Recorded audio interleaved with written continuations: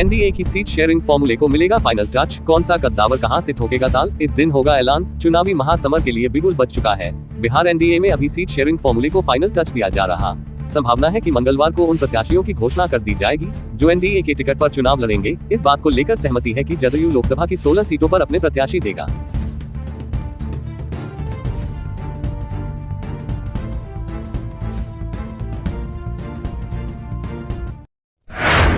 लोकसभा चुनाव में पूर्व पीएम अटल जैसे दिग्गज को भी यहां से मिली थी करारी हार, जब्त हो गई थी जमानत। जाने इस सीट का समीकरण। सन 1957 के लोकसभा चुनाव में पूर्व प्रधानमंत्री अटल बिहारी वाजपेयी भारतीय जनसंघ से मथुरा और बलरामपुर गोंडा से चुनाव लड़ रहे थे। निर्दलीय उम्मीदवार के रूप में राजा महेंद्र प्रताप सिंह चुनाव मैदान में थे। राजा महेंद्र प्रताप सन 1952 में चुनाव हार चुके थे। वह अपने चुनाव के लिए गांधी पार्क में सभा को संबोधित कर रहे थे। सभा में उन्होंने राजा महेंद्र प्रताप को जिताने की अपील की।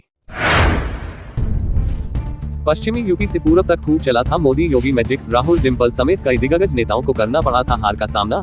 चुनाव आयोग ने लोकसभा चुनाव 2024 की तारीखों का ऐलान कर दिया है। इसी के साथ ही लोकतंत्र के सबसे बड़े महापर्व की शुरुआत हो गई है।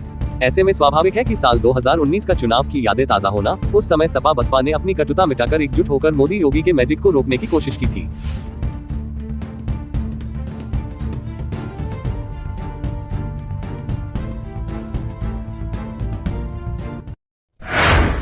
राहुल जी, आपकी भारत जोड़ो न्याय यात्रा का समापन हो रहा है, मैं शामिल नहीं हो पाऊंगा, अखिलेश ने लिखा पत्र। अखिलेश ने पत्र की शुरुआत में कहा कि आज मुंबई में आपकी भारत जोड़ो न्याय यात्रा का समापन होने जा रहा है।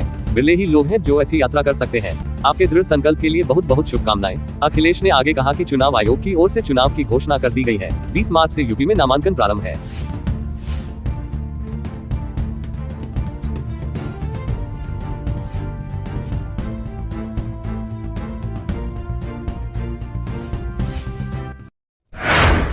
मायावती व जयंत चौधरी को बड़ा झटका। 4 बार के पूर्व विधायक व इन दिग्गज नेताओं ने थामा सपा का दामन। चुनाव आयोग ने 16 मार्च को लोकसभा चुनाव की तारीखों की घोषणा कर दी। उत्तर प्रदेश में चुनाव सभी 7 चरणों में होंगे। तारीखों की घोषणा के साथ ही आचार संहिता भी लागू हो गई है। चुनाव आयोग द्वारा चुनाव की तारीखों के ऐलान के बाद उत्तर प्रदेश में सियासी हलचल तेज हो गई। पार्टियां एक एक वोट का गुणागणित बनाने में जुट गई हैं।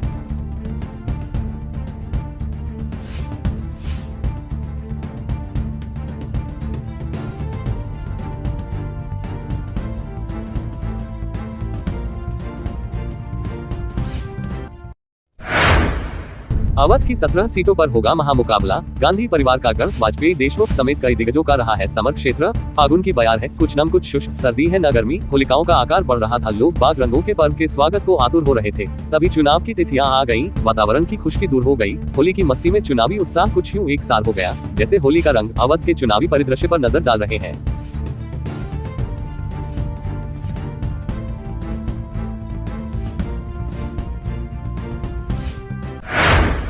दुख, दर्द और दमन का प्रतीक बन चुकी भाजपा सरकार। अखिलेश यादव बोले 7 चरणों बाद होगी बीजेपी की विदाई। समाजवादी पार्टी के अध्यक्ष अखिलेश यादव ने लोकसभा चुनाव की घोषणा का स्वागत करते हुए 7 चरण हराओ भाजपा हटाओ का नारा दिया। उन्होंने इंटरनेट मीडिया एक्स पर पोस्ट किया। अखिलेश यादव ने कहा, इस बार घोषित हुई लोकसभा चुनावों की तिथियों और 7 चरणों का देश की जनता और हम सब मिलकर विशेष हर्षोल्लास के साथ अभूतपूर्व स्वागत करते हैं।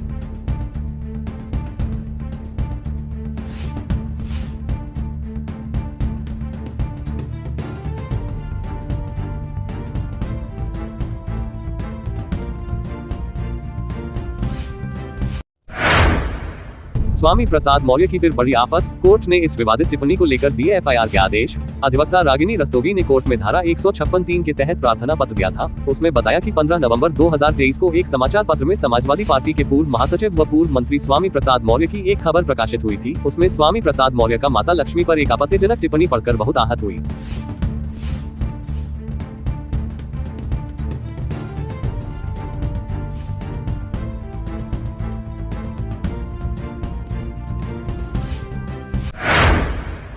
राष्ट्रीय शोषित समाज पार्टी के संस्थापक और पूर्व कैबिनेट मंत्री स्वामी प्रसाद मौर्य को इंडिया गठबंधन से प्रत्याशी बनाया जा सकता है। कांग्रेस के रणनीतिकार उन्हें जिताओ उम्मीदवार मान रहे हैं। पूर्व कैबिनेट मंत्री स्वामी प्रसाद मौर्य कुशीनगर से लोकसभा चुनाव लड़ने की तैयारी कर रहे हैं। इसके लिए वह इंडिया गठबंधन से समर्थन जुटाने के लिए भी काम कर रहे हैं। यही वजह है कि सपा छोड़ने के बाद भी स्वामी प्रसाद मौर्य लगातार कह रहे हैं कि उनका अखिलेश यादव से कोई बैर नहीं है। वहीं कांग्रेस के रणनीतिकार भी उन्हें जिताओ उम्मीदवार मान रहे हैं।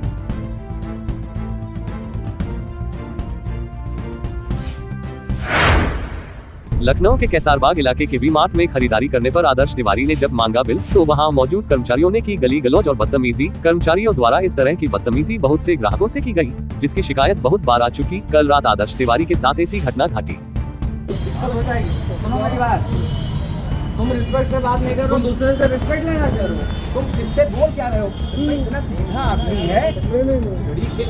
तुम जाओ यार यहाँ से। यार तुम्हारे स्टोव में 30 साल की मादर चोट। सुनो मेरी बात, तुम रिस्पेक्ट से बात नहीं कर रहे हो,